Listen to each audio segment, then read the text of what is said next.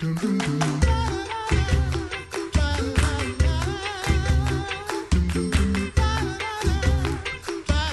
listening to the Coffee Hour. I'm Andy Bates. I'm Sarah Golseth. Now, Sarah took some time off yesterday because she was just exhausted. I was really tired. It has been a busy Monday time. Monday was a rough day. I'm not saying you were just exhausted. That's why you had to. Yeah, it was. I mean, a that busy actually day, is why I legit. took the day off. But, I needed a day.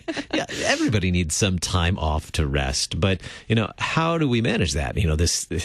There are seasons in our lives, and especially for pastors and other church workers, the last few weeks leading up to Holy Week and then Holy Week, big rush.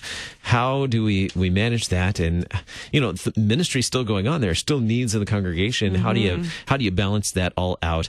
Joining us this morning, Brenda Jank. She's CEO and founder of Run Hard, Rest Well, and one of our favorite guests to talk about, to join us for talking about resting well. Brenda, thanks so much for being our guest this morning. Hi, Andy. Hi, Sarah. Good to be here. No, Run Hard, Rest Well is the organization that you've been running now for how many years? It's been a couple of years, hasn't it? Boy, that's a good question, Andy. I have been speaking and writing on this topic for more than 17 years. We became a nonprofit in 2015, official 501(c)(3). So it is in my blood. My personal journey began almost 28 years ago. So. Your mission, Run Hard, Rest Well, equips people to embrace a pace and passion for work and rest that is biblical, transformative, and sustainable. Now, how do we do that with the seasons that we've had? All these seasons that pastors and church workers have been going through. We're coming off Lent and Easter, and I know, we have many friends who are church musicians, and we've learned not to call the church musicians during Holy Week they get mad at us. or the end of Advent to ask them to share stories with us about hymns. But they're gracious and do. What does and so now pastors, musicians, and other church leaders are just, I think, exhausted. What does God have for us in this fatigue at times like this? You know what? That question reminds me of a story that, as a child, I was always completely baffled by. The story of Elijah and the competition against the prophets of Baal, where the prophets of Baal they created these altars, and they were going to see if Baal or the living God wiped out the sacrifice on the altar. And we remember that story from First Kings 19, and we know that God won. And as a kid, I was always baffled that why, after this incredible, miraculous event, that in complete exhaustion and fatigue, Elijah kind of ran out to the desert. And there is actually even feelings of intense depression. And I thought, boy, if I ever witnessed a miracle like that, I would be on fire. It would energize me. And I think this story comes alive for us after big celebrations, big competitions. We just witnessed the retelling of the story of God winning our salvation. But anyway, as God met Elijah, who was under the broom tree, actually saying, "Let me die. I am done." He met him in that place. He allowed Elijah to take a nap. And then an angel came and fed him a tasty snack. And then he got to take a second nap and got a second snack. And then God sent him on to the mountaintop. And so for me, that just reminds me that God, He is infinite. And yet, in His wisdom, He made us very finite creatures.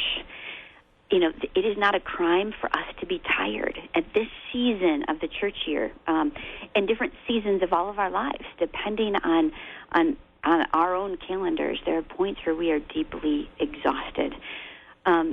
It's like we have a bucket. The bucket's empty. We don't want to curse the empty bucket. We don't want to blame it or ignore it. We want to fill it. And Elijah reminds us that often attending to our very real physical needs, that sleep can be an incredible gift. Every single week we make the decision to refill our car with gasoline, and every single night we recharge our phones because if we don't, they die. If we don't attend to refilling and recharging after we have been pouring out our best himself into the lives of other people, into God's kingdom. We have his permission and his pleasure to refuel and refill. So I'm hearing that snacks and naps solve everything. That's what I heard, too. That's what I heard, too.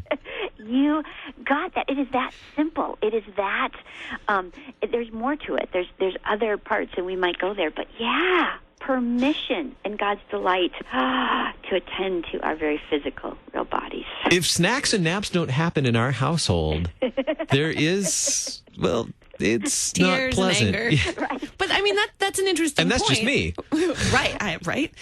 That's an interesting thing, though, is that when kids are cranky, we have them take naps and we feed them things. And yet when we get to be adults, we kind of forget that that's actually kind of how it works. There are some basic things. And then we can expand that out a little bit, that, some of us are extroverts and some of us are introverts. And so attending,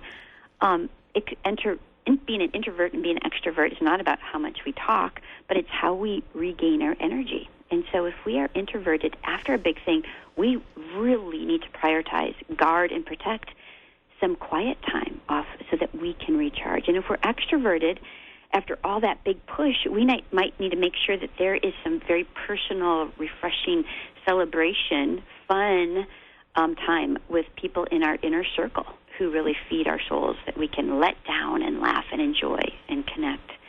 Yeah, so some of those physical and relational needs are top on the point.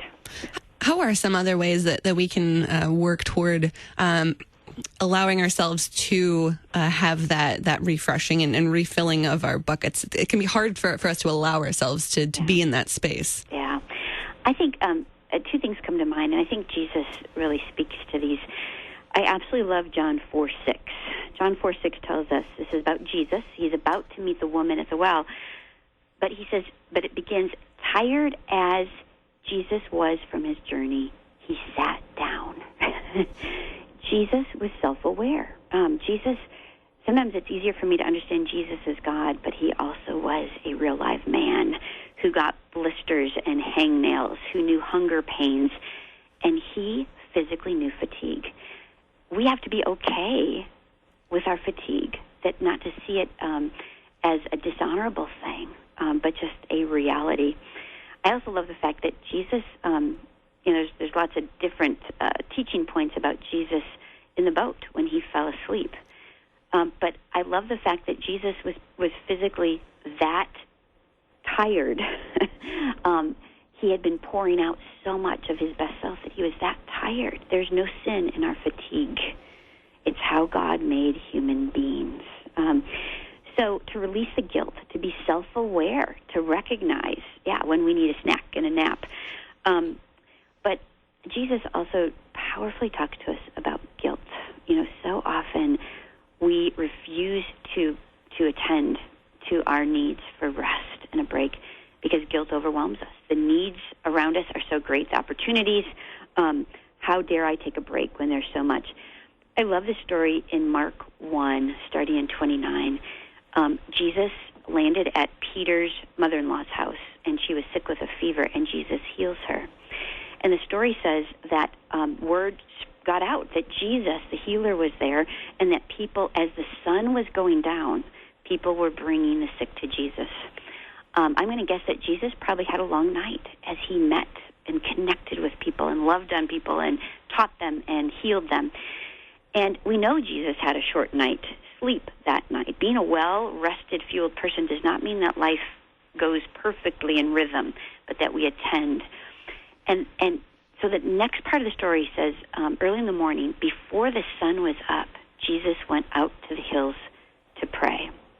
And that part of the story blessed me, but I already knew that. That wasn't the transformational part. What we can imagine is that word had spread even farther that Jesus was there, and people were coming, and the house was filling up. And the disciples had some patience for that, but we can imagine that the house was pretty full. And Jesus was spending more time. He was attending. He needed time, wanted time, desired time with his Father. But the frustration of the disciples grew, and so they sent a group to go find him. I loved that they knew where to find him. They knew where to find Jesus, stepping away from the crowds. But once they found Jesus up in the hills praying, their words to him were, listen to this, everyone is looking for you. And I hear in that guilt. Why in the world are you up here, Jesus, when there are real people and real needs down there? And the bottom line, Jesus was Spirit-led and not guilt-driven. The Father had called him to that time. And then from there, Jesus' response to them was, it is time for us to go to the next village. Spirit-led, not guilt-driven. Those were real people and real needs. But the Father had given him, Jesus, his marching orders for that day. And he chose always to be Spirit-led. We know God loves all people, pursues all people. Some of those people were disappointed. Some of those people were probably frustrated. But we have to trust the Father with his plan for each person. Realistically, the village they went to probably wasn't very far away. We are just about out of time. Right. Okay. So guilt, Jesus comes in and he releases us of guilt because he modeled the way.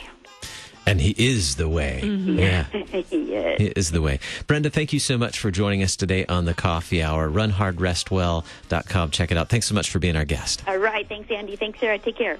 That does it for the Coffee Hour today. More tomorrow. CCLE, the Consortium for Classical Lutheran Education. They have some student contests. Join us tomorrow to find out more about that. The Coffee Hour with Andy and Sarah is a production of KFUO. To support the Coffee Hour and KFUO Radio, visit KFUO.org. You can also text KFUO to 41444 or send an email to gifts@KFUO.org. And you can call us at 800-844-0524. KFUO. Christ for you, anytime, anywhere.